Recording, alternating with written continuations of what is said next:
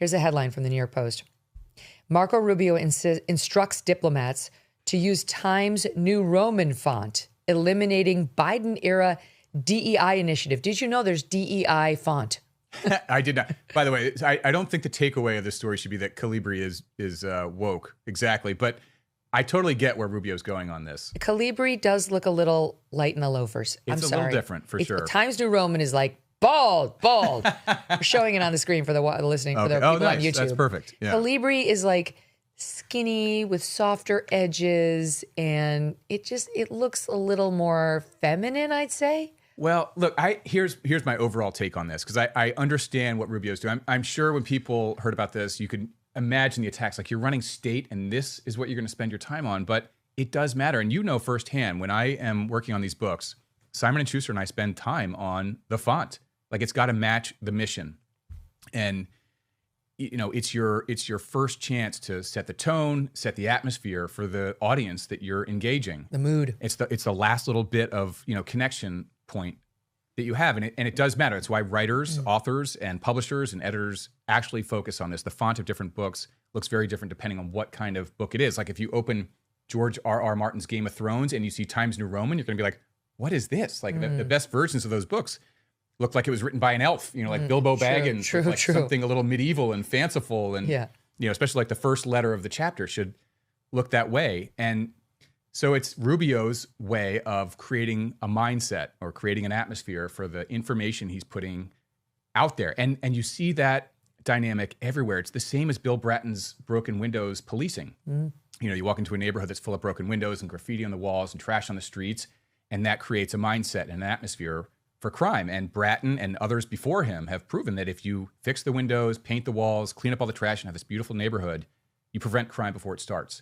And it's that same dynamic. It seems like a small thing, but setting that tone, setting the atmosphere matters. Like strong, robust language or So I get why he's doing it. If he was going to, the only change I would make is he shouldn't go back to Times New Roman. He should do like the Bilbo Baggins handwriting for all of our state communication. But actually, that reminds me of a story you were telling me the other day. It's the same thing of like the small tonal things.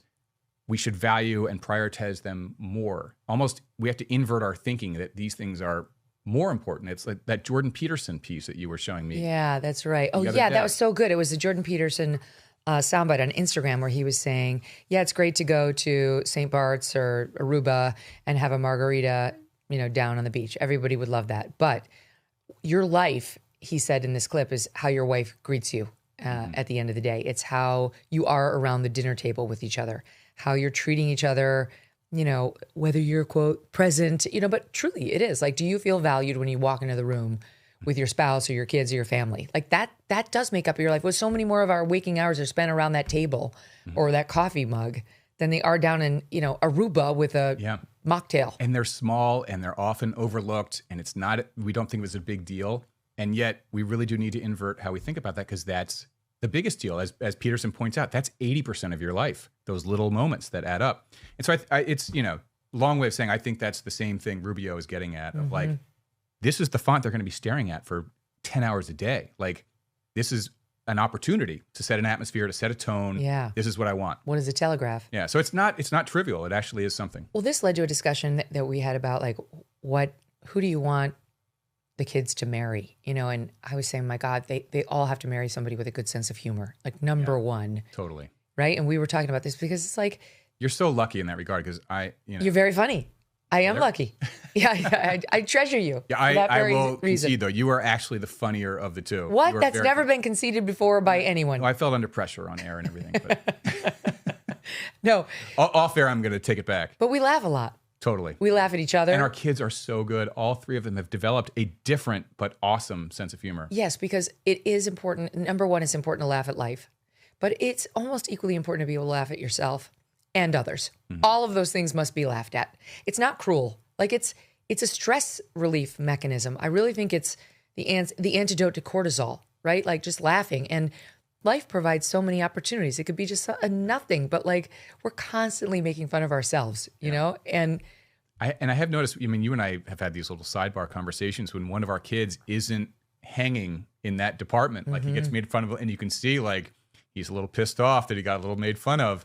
And we're like, that's not, I mean, we don't pounce on him at that point, but we're like, it's, that's a sign that we need to keep doing that until he gets a little better at that. Otherwise he's going to, it's not going to work out come college dorm days. That's right. Life is tough. And you really do have to be able to laugh at all of it, or you're not going to make it very far. I really feel like, my Nana, I've talked about her on the show too. She died at 101. She only ate processed foods. She never exercised a day in her life. So what did she do? She laughed a lot. She was very funny. Yeah. She had a circle of friends that laughed. She was very quick to make fun of herself, first and foremost, but everyone else as well. Like, I do think it could make the difference between life and death. Totally. We need to study Nana, and we need to study Dick Van Dyke. Whatever those two are doing, I'm going to do all of it. Well, I was a little concerned about Dick Van Dyke's comments about how he made it to 100. He said he was like drinking way too much until his 50s. That wasn't the part that concerned me. It was, he said... I was sort of on board with that. He said he's never... It was either he's never hated anyone or he's never been like rageful. I was like, uh-oh. Yeah.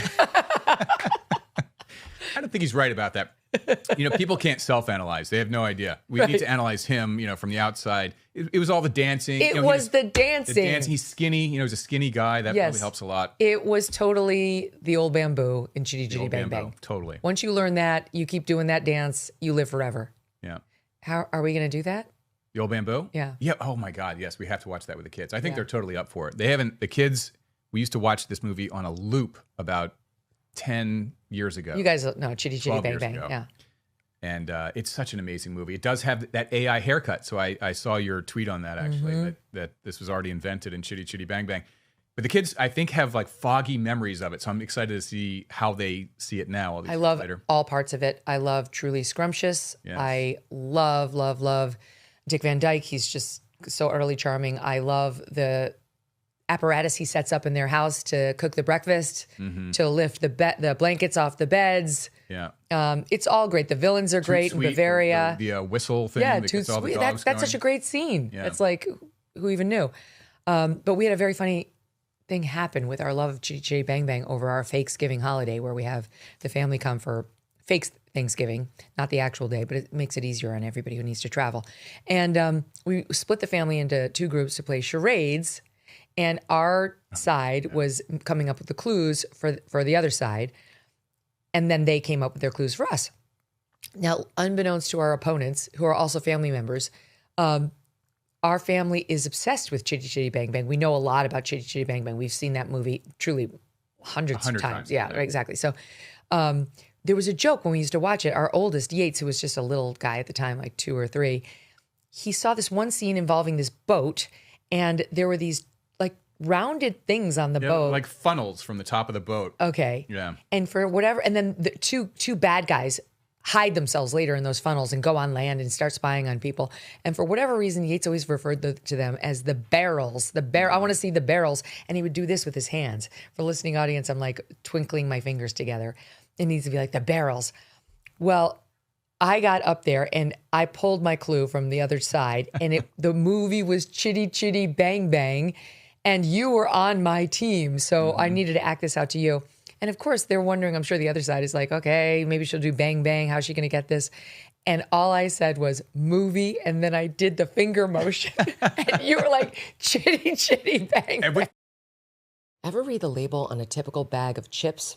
It's often a science experiment of seed oils, MSG, artificial dyes, and mystery ingredients. Masa is part of the growing movement to bring back real food. Masa chips contain just 3 ingredients: organic corn, sea salt, and 100% grass-fed beef tallow.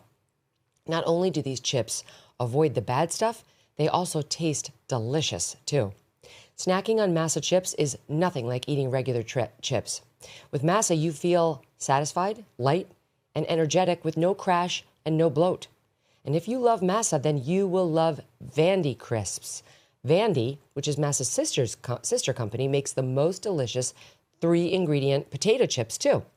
Ready to give Masa or Vandy a try?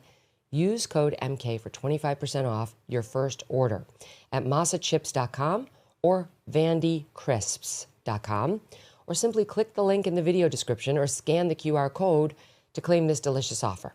Don't feel like ordering online?